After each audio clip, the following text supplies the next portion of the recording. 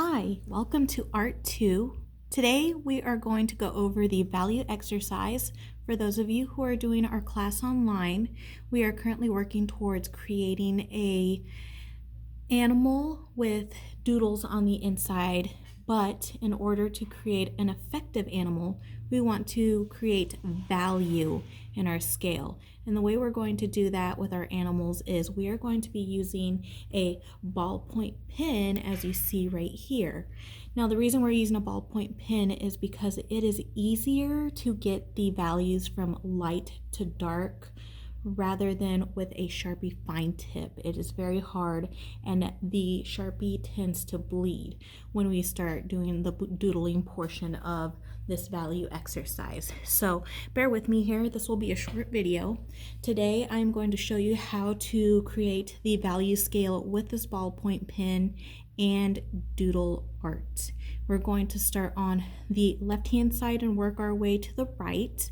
We will go from light to dark, meaning value, to give our shape here or our bars some value, again showing that light to dark. So I'm going to start off on this first square here, and I think I'm going to go ahead and just do some polka dots, really leaving some big spaces in between to make it feel like it is the lightest square in my row here. Now for the next one, I am going to go ahead and do some stripes. So it's going to make things a little darker. So depending on how far you make your stripes, it's going to give an effect to where our pen gives this box a slightly darker value. And if you refer back to our slides where I made the video, we talked about the spacing between lines and the weight of the line. Is it thick? Is it thin? If it's thicker, it makes things look darker. If it's thin, it makes things look lighter. So as we are going along here, we can see that our dots are the lightest and this is slowly getting darker. My third square, I'm going to go ahead and do some little squigglies because I do not want to repeat my patterns. I want to be as creative as I possibly can. So therefore, I'm going to go ahead and make these squigglies a little closer to each other.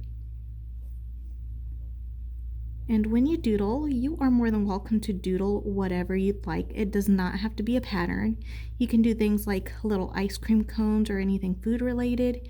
You can do cute little animals, but as long as you are showing the difference between light to dark, that is what I am looking for in this exercise.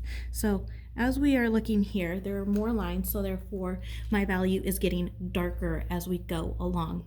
Now I'm going to go ahead and finish these three here so you have a better example of how it's going to get darker for you. So I'm going to make some puff balls here, maybe fill in some more space, leave less space open like what I did last time. And these can be quick little doodles. They don't have to be anything extravagant, really. Just anything to make it feel like you understand what value is and that you can use the ballpoint pen for this process before jumping into our animal and doodling inside of that. So that's getting slightly darker. Here I'm going to do crisscross lines. I'm going to try to keep the paper still as I possibly can. And for those of you who are online, you'll be turning these in to me on Google Classroom. I will make a specific assignment turn in for my online students so you can keep track of what's going on. So I'm going to crisscross here, make it much darker. As we go along, that's the darkest. Now for the dark one, we want to make it look like it appears black, but it's not going to be filled in just a flat color. So with that being said, I'm going to do zigzags to fill the sky in, and to make it get to the dark black, I'm going to go ahead and crisscross here with my zigzags. And what I'm basically doing here is just overlapping them to make the sense of the square is getting darker. And as you can see, I get a little crazy. I'm going a little out of my lines there, but that's okay. Again, it doesn't have to be neat.